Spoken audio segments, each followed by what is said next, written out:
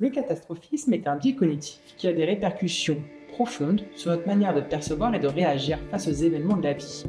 Ce biais qui nous pousse à imaginer les pires scénarios ou scénarii, si on prend la version italienne, possibles dans des situations qui en réalité sont beaucoup moins graves, ça se nourrit de notre peur de l'inconnu, de notre peur, de notre tendance à exagérer les conséquences négatives d'un événement, parfois jusqu'à en devenir paralysant. Alors c'est quoi le catastrophisme? Comme son nom l'indique, je pense que c'est plutôt simple, plutôt clair, ça nous incite à percevoir une situation comme une catastrophe imminente ou inévitable, même lorsque les événements qui le composent ne justifient pas du tout cette gravité. En d'autres termes, lorsque nous sommes pris par ce biais, nous avons tendance à imaginer que quelque chose de mineur pourrait se transformer en une crise phénoménale, majeure, un désastre. Ce biais peut se manifester dans de nombreux domaines de la vie, que ce soit des préoccupations quotidiennes, dans le travail, dans les relations, à des situations bien plus stressantes aussi, notamment la santé. Le catastrophisme peut apparaître sous différentes formes. Généralement, il apparaît au travail.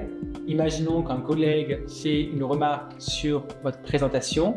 Plutôt que de voir ça comme une simple critique constructive, le catastrophisme peut vous faire penser ça y est, c'est la fin, je suis mauvais, je vais perdre mon boulot, je vais me retrouver à la rue, je ne pourrai pas nourrir mes enfants, ils vont m'être pris, ils vont aller à la DAS. C'est toujours vraiment imaginer immédiatement un scénario où une toute petite erreur entraînerait une cascade de conséquences négatives et alors se retrouver dans une situation désastreuse. Ça y est, moi je suis directeur général d'un centre de formation et des fois on a des contrôles, soit de la région, de Calliope, on a plein d'audits de surveillance et se dire à chaque fois qu'il y a un contrôle, se dire il y a un contrôle, ça y est, c'est la fin de la société, alors que non, on vient vérifier que tout va bien, tout va bien.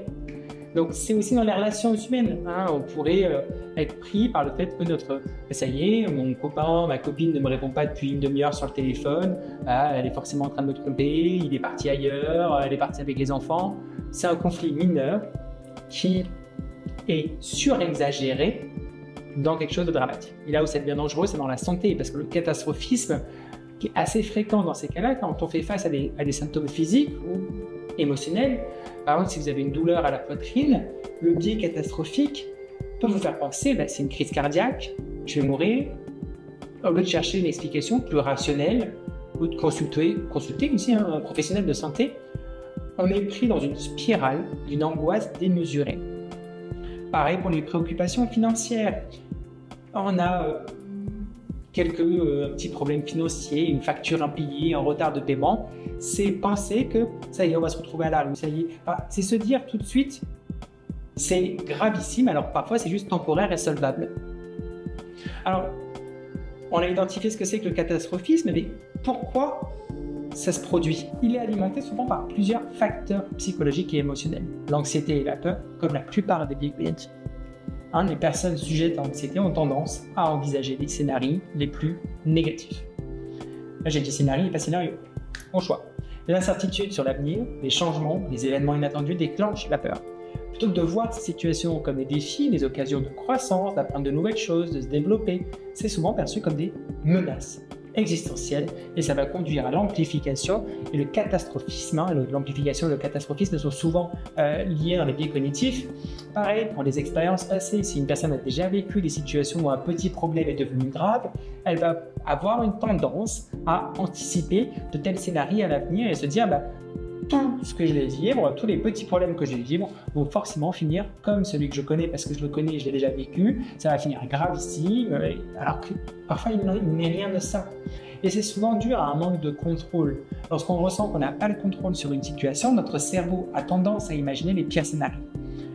La peur de l'impuissance nous pousse à envisager les pires conséquences possibles, car tout cela nous donne un sentiment de préparation. J'ai imaginé tout ce qui pouvait se passer, j'ai imaginé le pire, du coup je me sens prêt à l'affronter. Sauf que le catastrophisme, ce biais cognitif-là, peut avoir des effets très négatifs sur plusieurs aspects de la vie. Ça peut impacter votre travail, ça peut impacter le sommeil. Le sommeil est le premier signe qu'il y a quelque chose d'anxiété, qu'il y a un biais cognitif qui a un impact sur votre santé mentale.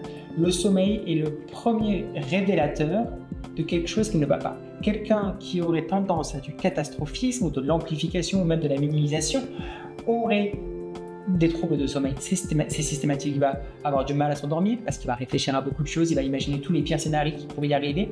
Il va devenir paralysé par l'incertitude. Et donc, ça se traduit aussi par le manque de décision. On a souvent des personnes qui vont éviter de prendre des décisions importantes, qui vont procrastiner en pensant que les actions ne feront qu'aggraver la situation. Donc le catastrophisme peut avoir des impacts importants, voire même jusqu'à la santé mentale de la personne qui en est le sujet.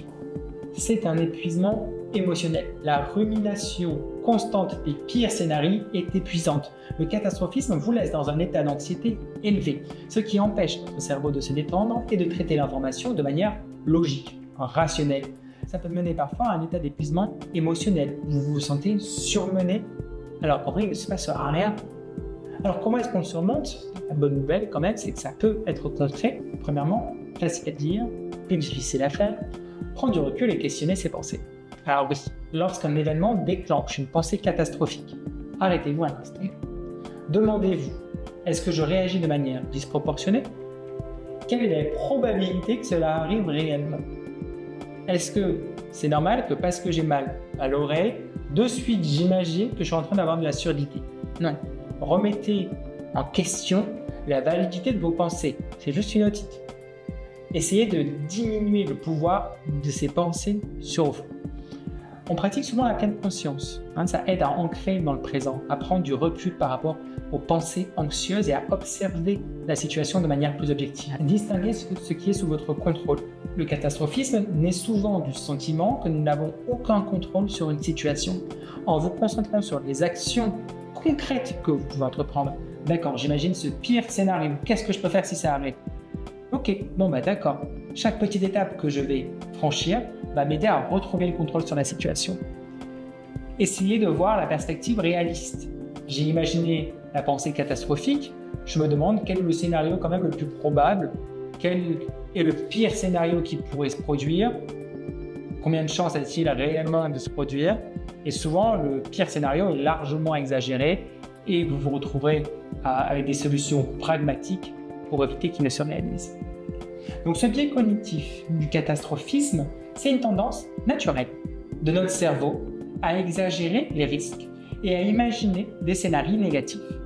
Alors bien que parfois il peut être utile de se préparer à des situations complexes, en général il est contre-productif et nous empêche de vivre pleinement. Ne laissez pas le catastrophisme gâcher votre quotidien, car comme le dit si bien le proverbe, les choses ne sont jamais aussi mauvaises qu'elles paraissent.